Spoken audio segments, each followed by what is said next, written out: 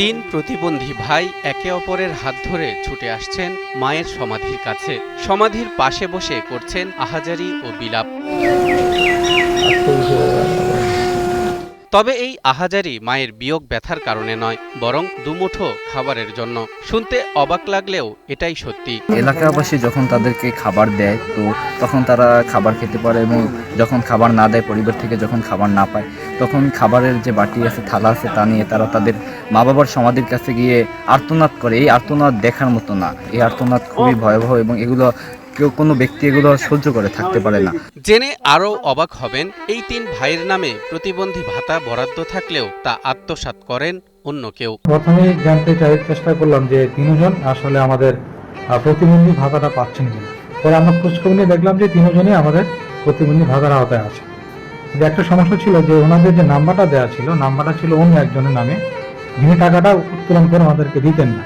জনমদুখী মায়ের মৃত্যুর পর যেন একেবারেই থমকে গেছে এই তিন প্রতিবন্ধী ভাইয়ের জীবন। ক্ষুধা লাগলেই তারা হাতে খাবারের প্লেট নিয়ে বসে থাকেন মায়ের সমাধির পাশে। ওদের এখন দেখার মতন, পাশে দাঁড়াবার মতন কোনো লোক নেই। ওরা গ্রামে গ্রামে ঘুরে বেড়ায়, তারপর যদি পাড়া গ্রামের মানুষ দুটো দেয় খেতে, সেদিন খায়, না পারলে না খেয়ে থাকে। পটুয়াখালীর বাউফল উপজেলার ধুলিয়া ইউনিয়নের চাঁদকাঠি গ্রামের দাসনগর এলাকার এই জরাজীর্ণ টিনের ঘরেই বসবাস করেন এই তিন প্রতিবন্ধী ভাই। জন্ম থেকেই নানা ধরনের প্রতিবন্ধকতা নিয়ে বেড়ে ওঠা এই তিন ভাইয়ের মধ্যে সাধন দাস দৃষ্টি প্রতিবন্ধী, আর রিপন ও নিদু দাস বাক ও বুদ্ধি প্রতিবন্ধী। দেখা যায় যখনই আসলে ক্ষুধা লাগে তখন দেখা যায় যে কান্না করতে করতে মায়ের সমাধির কাছে সময় চলে আসে।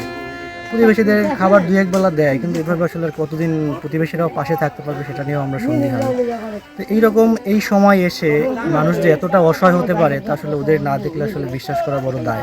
একসময় বাবা রতন চন্দ্র দাস ও মা সরস্বতী রানীর স্নেহ ভালোবাসায় কোনো মতে চলছিল তাদের জীবন। কিন্তু গত বছর বাবা মারা যাওয়ার পর সংসারের পুরো দায়িত্ব এসে পড়ে মায়ের কাঁধে। অসুস্থ শরীর নিয়েও তিন সন্তানকে আগলে রেখেছিলেন মা সরস্বতী। তবে দীর্ঘদিন ধরে অসুস্থতার কারণে গত মাসে মারা যান মা সরস্বতী রানী। এরপর থেকেই পুরোপুরি অসহায় হয়ে পড়েন তিন প্রতিবন্ধী ভাই।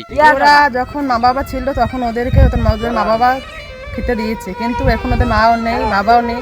বাবা গত 1 বছর আগে মারা গেছে, মা গত 15 দিন আগে মারা গেছে। তো মা মারা যাবার পর ওদের সময়টা খুবই খারাপ যাচ্ছে। জানা যায় পরিবারের 5 ভাই বোনের মধ্যে বড় বোন প্রায় 20 বছর আগে ভারতে চলে যান। অপর এক ভাই দিনমজুরের কাজ করে নিজের সংসার চালাতেই হিমশিম খাচ্ছেন। ফলে তিন প্রতিবন্ধী ভাইয়ের দায়িত্ব নেওয়ার মতো সামর্থ্য তারও নেই। আসলে ওরা জন্মগতভাবেই প্রতিবন্ধী। গত বছর বাবা মারা গেলেন, এবার 19 তারিখে একমাত্র সম্বল ছিল মা, সেই মাও চলে গেছে। এরপর থেকে আসলে দেখা যাচ্ছে খুব হতাশাগ্রস্ত। মাকে ছাড়া আসলে জীবন যা হয় এই অসহায় মানুষগুলো। স্থানীয়রা জানান, এখন তাদের জীবন চলে প্রতিবেশীদের দেওয়া খাবারে। কেউ খাবার দিলে খেতে পারেন, না দিলে অনেক সময় না খেয়েই কাটাতে হয় দিন। ক্ষুধার কষ্টে কখনো কখনো তারা খাবারের প্লেট হাতে মায়ের সমাধির পাশে গিয়ে বসে থাকেন। ওদের দিন চলছে, কিন্তু এভাবে কতদিন চলবে? ওদের তো একদম ঠিক মতন দুটো ডাল ভাত খেয়ে থাকার মতন তো একটা দরকার। তিন ভাইয়ের দুর্দশার খবর পেয়ে পাশে দাঁড়ানোর আশ্বাস দিয়েছেন বাউফল উপজেলা নির্বাহী কর্মকর্তা সালেহ আহমেদ। 5 জন আসছিলেন ফ্যামিলি মেম্বার, 5 জনকে আমরা 50 কেজি শুকনো বা খাবার যেটা বলে চাল দিয়েছি। পাশাপাশি ডিসি স্যারের পক্ষ থেকে, জেলা প্রশাসক স্যারের পক্ষ থেকে আমরা 10,000 টাকা নগদ আমরা আর্থিক সহায়তা দিয়েছি, এবং ডিসি স্যারের সাথে কথা বলেছি। স্যার আশ্বাস দিয়েছেন যে যে ভাইটা আমাদের সুস্থ আছেন ওনাদের, সেই ভাইকে আমরা কিছু একটা করে দেয় যেটা উনি অ্যাভেল করে।